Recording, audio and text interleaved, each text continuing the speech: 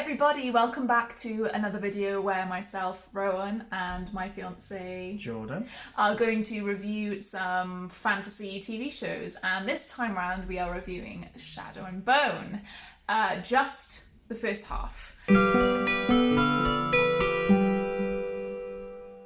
I myself have read both the Grisha trilogy and the Six of Crows duology. Jordan has not read either of these series, because Jordan only likes to read Red Rising.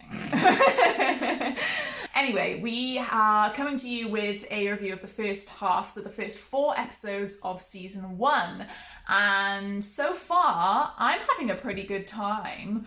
I was worried that, because Six of Crows itself, obviously everyone kind of prefers the duology, it's kind of well known as the 5-star duology, and then the Grisha trilogy is a bit more of a 3 to 4-star trilogy. It's fun romp, but not like something to write home about. However, the way that they've set up the Grisha trilogy here, I think it's translating quite well. Although that is true, I still am preferring the Six of Crows storyline. They're just better characters, they're better well-rounded. Jesper is funny as fuck.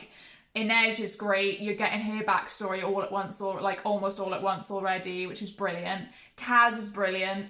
Enjoying him immensely. I'm just enjoying their storyline, and I'm enjoying where it's going, where obviously they're going to cross over. I don't want to say I didn't expect it, because it's kind of obvious, I guess, that they're going to have to if it's the same show. But it's interesting to see the choices they've made for Nina as well, because when she's on the boat and stuff, that is stuff that happened prior to Six of Crows. They do kind of flashbacks to the time where she's on the boat with Matthias and everything. But it's interesting to see that and see where her story begins, because she's already established when it comes to Six of Crows duology. It's also interesting that she's working for the Darkling and she was in Istravka. But I'm enjoying it so far. Obviously, I don't really have many theories because I can't really predict what's going to happen. Because I know what happens in the books, obviously, but they've changed quite a lot to fit it together. So I don't really have many theories, but I know you do. Yeah. I also really enjoyed some of the shots. I think the CGI is great.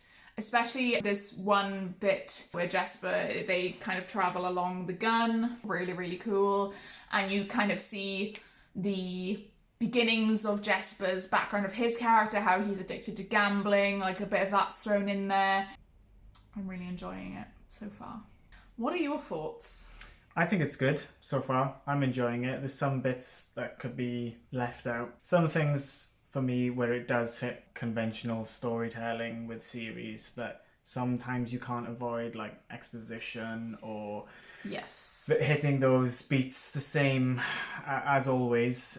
Some nice moments where I didn't expect things to go the way that they did when Mal was trying to leave for the little palace and his mates came and were like, but don't go in the middle and go that way, and he was like, yeah, okay, fine, that was stupid, I'll stay. Like, I fully expected it to be a stupid, like, no, I need to go. And dumb characters, yeah. like. So that was nice. One thing I am confused about is when Kaz and the crows, is it? It's annoying because in the show they call them the crows. They're not called the crows in the books, they're called the dregs, and I think people are forgetting that, but I guess the crows sounds cooler. It's called the Crow Club, the one that he owns, but obviously in the books he doesn't own it, but like we said during it, it makes more sense to just have him own it. It's kind of a simplification that makes sense for TV. But yeah, they're called the Crows. They're referred to as the Crows in the series. When the Crows are going to that place to get the job from the guy and they need the heart render, and it's the guy who ran out of the fold on the other end to West one of the map makers.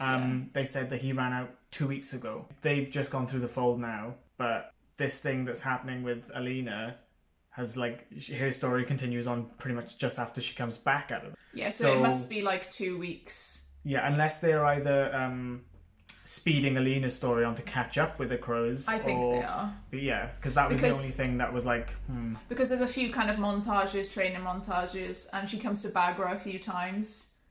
That's another thing I didn't like, I'll say. You don't like Bagra? No, I love Bagra's fine. I don't like the fact that she is learning to use her powers through a montage that doesn't get explained. It's a small line that happens when she's drinking the backstory tea, which is... backstory tea. It's a small line. The therapy tea, like in WandaVision, how she takes it back through her memories. And it's like Bagra says something along the lines of like you like harness the pain that you felt, like that brings the power out, and that was like I went, oh okay, like that's how she's learning to use her power or something similar to that. But it was a couple of quick shots and she was able to make this ball of light, and I was just like, well, don't just make her like this whole lead up as her being able to harness it and use it without the Darkling's help, and then she just can. Yeah, because she got over the mental barrier. With Mal, yeah, I like that. Yes. But before then, she was still able to use it like a small amount. And Yeah. she just managed to conjure it up and like start from nowhere. Well, she keeps distracting her and hitting her, and Yeah. then she can do it. Well, that's the thing. And then she said So something about the about like, pain. yeah, like the inflicting like the quick pain, and that's the Right. line that where Bagra said, where I was like, I think oh, you're okay. just looking too much into it.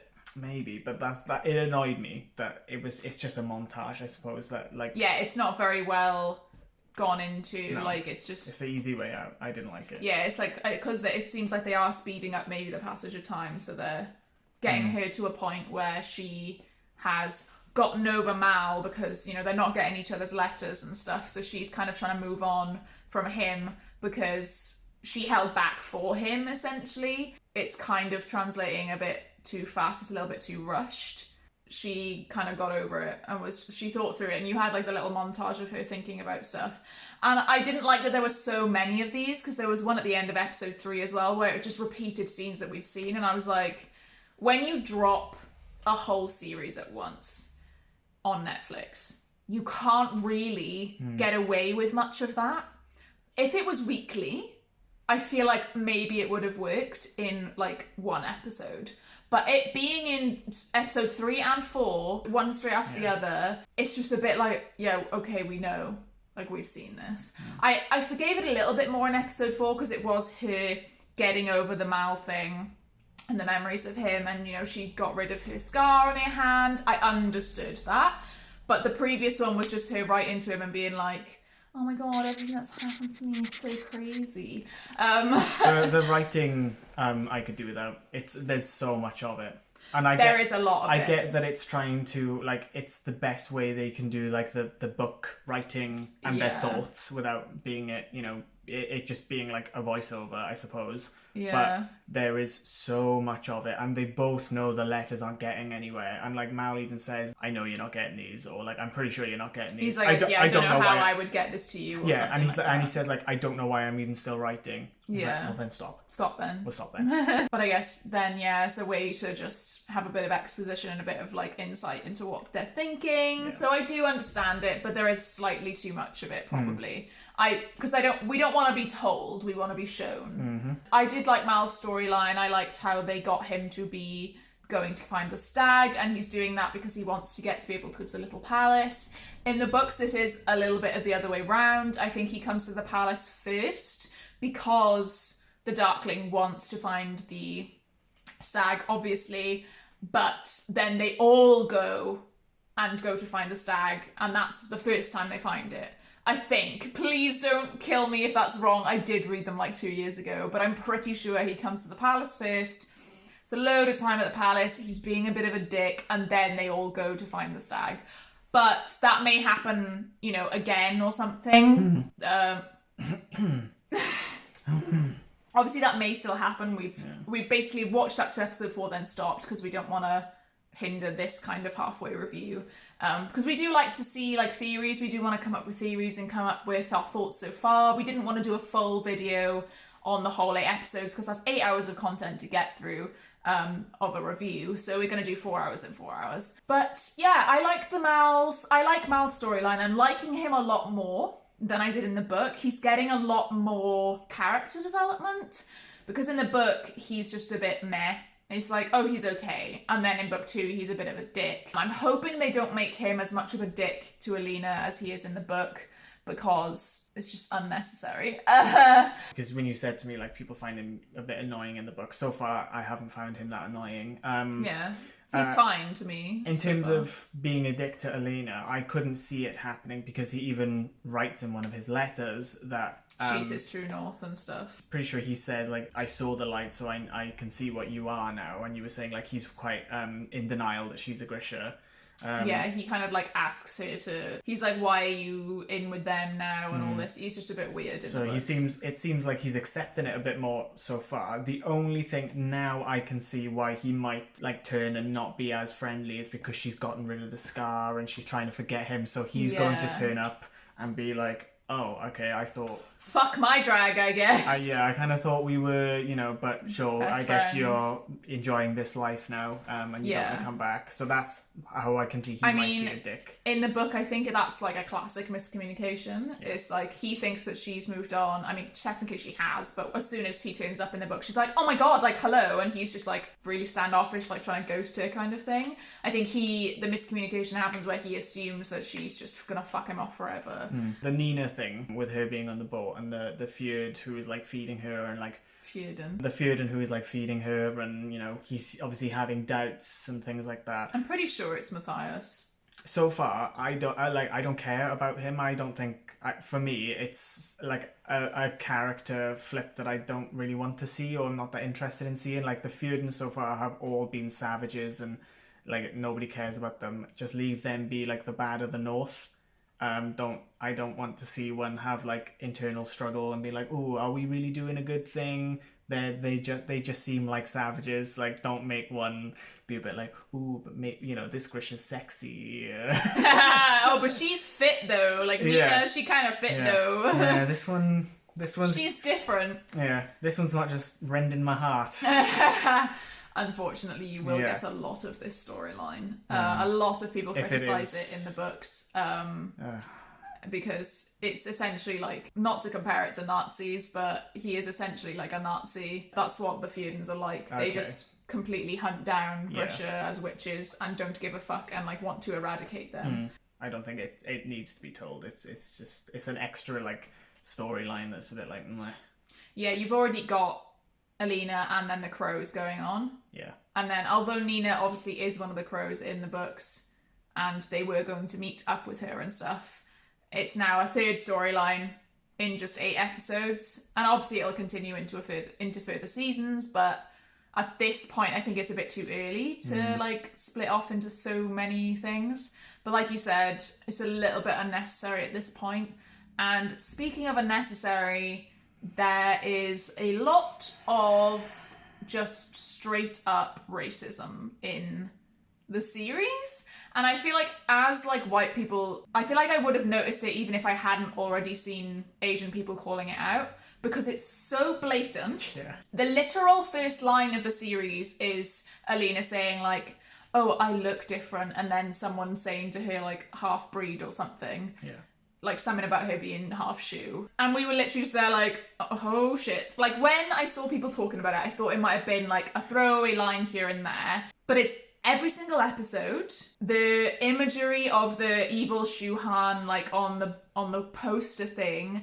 What the fuck? I know. It's like it's basically a caricature. Half the time, like we've heard half breed, we've heard mutt, we've heard one of the maids say to Genya the tailor to change Alina's eyes to look less shoe. There's a lot more that's not like as obvious as that beating around the face. Like Zoya hugged her and went, "You should have stayed at the orphanage, half breed," and I was like, Jesus Christ. Like Zoya in the books is mean to Alina. Like there is no beating around the bush that she is mean to her because she's jealous of General Kerrigan or the Darkling giving attention to Alina because Zoya is like the best in the Second Army essentially. And that storyline's fine, but they've just made Zoya racist for no reason when the master who is teaching them as well is also Shu.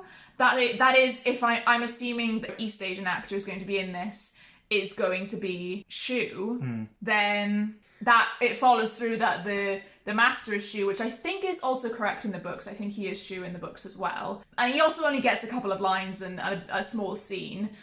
But it just doesn't really, it's unnecessary. They don't need to make Ravka racist. Because Alina, if anyone doesn't know, Alina is not Shu in the books. She's not half Shu in the books, she's just Ravkan. They added this storyline in, or they added just the retcon in that she is half Shu in order to cast, more diversely, which is fucking brilliant. great, like that's a step in the right direction. And then they wrote in a racist storyline. Well, it's like I That's said. so obvious, and it beats you around the face every episode. It's like I said when we were watching it.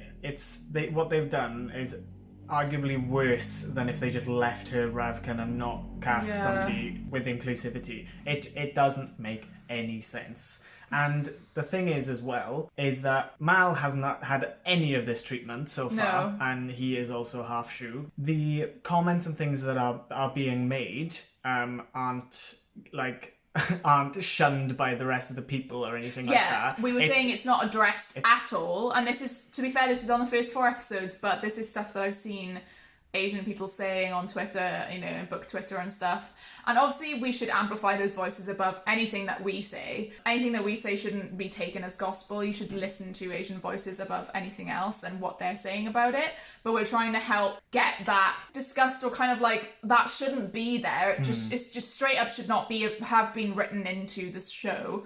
There is no reason for it. People of colour and Asian people in specific for this already experience so much racism in real life. You watch a fantasy show to escape. It's escapism, and then you get in and you see someone going like, "Oh, change your eyes." Like, it's so jarring. And you cast, you know, POCs and just people, you know, diverse people, and so like the main actress, she's Asian. Have somebody Asian as the main character who does really, really well, and that's it. It's not that difficult. Yeah. It's really not that difficult. Like, just have her do and be the hero, and like that's it. That is literally it. You don't have to add a storyline where it's like in parallel with, you know, real life. But it's just not addressed. And even Genya, when the maid makes the comment about the eyes, Genya doesn't like address it or like tell her off. She just goes, "Oh, everyone out." And then says, "I don't pick the staff." Oh, sorry about that. Oh, I don't care that you're half Shu, like, but them, I don't choose them. It's just a bit shit. One thing I really did like was basically all of the Crow storyline, but one thing I found really weird was Inej still being indentured to the menagerie, because if I remember correctly, in 6 of Crows, she has been bought by Kaz. Like, Kaz has just bought her indenture, and that's it. So she is free. She just chooses then to work for Kaz. So that was a bit weird. Maybe they just put that in there because they wanted to have something to connect, like the conductor and that little storyline, which I thought was quite cool, actually. I wasn't expecting that. It's quite a cool little plot twist. So at first I was like, oh, I don't get why she's still indentured, but then it was for plot reasons, so I can kind of forgive it. But yeah, no, other than that, like, all of the storylines I feel are flowing quite well. There's no part of it that feels like they should stop, or, you know, it's not going anywhere, or it's all too much. I was thinking, like you said, it's good because I don't think the Alina story would have been able to hold the show on its own. Yeah. Because I was thinking maybe when the first episode introducing the crows and everything happening at the first episode, I was slightly like, this is a bit too much. But then as the episodes came on, it was like, nah, it is for the best. It's propping it up a little bit. Yeah, I am more interested in the crows story than Alina's at the moment. I much rather watch them. At first, I guess it is about like learning the characters as well. Because at first, Jesper for me was a bit like, all right, mate. But as it goes on, it's like, okay. No, I love him. But no, as it's gone on, I'm like, oh, okay, no, that is just him. Like, you know, like that's fine. The bit where they go in to get the where they go in to talk to the guy about the job, and they both like do the like holster thing, and it's just him left at the end. Yeah, it's fucking great. Some of it's been really, really funny, and I've really enjoyed the funny bits that they've put in, especially Mal's 2 friends who are in the army with him. I said this to you, they remind me of the 2 guards in Pirates of the Caribbean that are like, in the first one, they're guarding the ship, and, you know, Captain Jack comes up, so you know who I mean. Yeah. They're just so funny, a good little, like, Tweedledum and Tweedledee kind of act. And they're great, and they seem like really good friends to Mal as well. They're, you know, keeping him on the right track, and they go with him. And obviously this is a spoilery vlog. They died. I was really sad. I know, I was really sad as well. Like, that's that's how you do good characters, and that's how you make it feel sad that like I wasn't teary, and I wasn't, you know, I wasn't on the verge of tears or going to cry, but it was still very sad because they, you know, they'd come so far. They went through all the frost and the snow. It was very hard hitting. The only time I did get a little bit teary was when, it's actually in the first episode, when Mal gets grabbed and then he's basically dying, and then he says to Lena, "I'll see you in the meadow, or meet you in the meadow," I think it is. And like, I got a bit teary. Even though like deep down I knew he wasn't going to die then, I still got a bit teary. And then when she got grabbed, I was like, wait, hang on. But then obviously she did her detonation. When her skin glows. Yeah, it's a little bit, yeah. But the actual light beam effect and stuff is really good. Like, it's just it's a tiny thing. That's not that big. It's just like when her skin glows. It's obviously just like lightened. Yeah. Like there's no effect. Saturation up. Like. The apparat for me was suitably greasy and ratty and weird. I hate him as a character, and you know, he's meant to be hated. He was very creepy in the, you know, the one scene that he was in. I got an awful vibe from him. So that actor did well in that scene, and they did him quite well. I'm excited to see a bit more of him, and he makes Alina uncomfortable as fuck, like the whole time she's there. So I can see some sort of Alina Darkling romance. With the Darkling, like, and he was like, "I've been looking for you forever." But he needs to shave his fucking neckbeard. He is not hot with his neckbeard. It's all down here. Why? I'm gonna go, sun summoner. Sun summoner, that's what he's doing. Yeah, neckbeard. But his fucking neckbeard, why is it there? Tailor yourself, shave yourself, man. Get the ginger one to do it. She's a tailor. Genya will do it for you. Jesus. Clean up. Gross. I really, really liked the little mini heist that the Crows got to do, because obviously Six of Crows is a heist book, and the heist is a completely different storyline to what they're doing right now. So it was nice to see them do a little mini heist, and cool to see them showing off all their talents. Like, the reason they're going to get in is joining that little troop thing. So Inej doing the whole, what do they call it? Rope thing, silk rope type thing. Yeah. Really, really cool. Jesper doing his little shoot trick behind it. Oh, it's great. I loved it. I just watch them on screen, enjoy them on screen, like anytime that they're on. The conductor scene was like just perfect TV. Jesper with the conductor stuff, like with the Volcra, was great. But like the scene. Apologies, we are losing light, so we may be lit up for a little bit from my phone, but we shouldn't be too much longer. The whole scene with the conductor, from when it starts, when they're actually getting to the train, I think it's absolutely perfect. Like, it's just a perfect setup. So you've got Jesper having them move quickly, so there's no time to explain really. This machine that the conductor has, this train essentially the conductor has to get them across. That's really cool. Not having enough coal, again, perfect. And talking about like the tracks and shifting, like, it's just perfect setup. He says, "Don't shift your weight," and you think, I immediately thought, oh, so the Volcra. The Volcra. I will never remember. The Volcra, I immediately thought, oh, so the Volcra don't like sense any movement and they just get through like quietly. No, it was to get across the tracks. The track bit, he has to keep his weight there, and I think it was just really, really, it's a perfect set piece, I think, and showing off really like Jesper.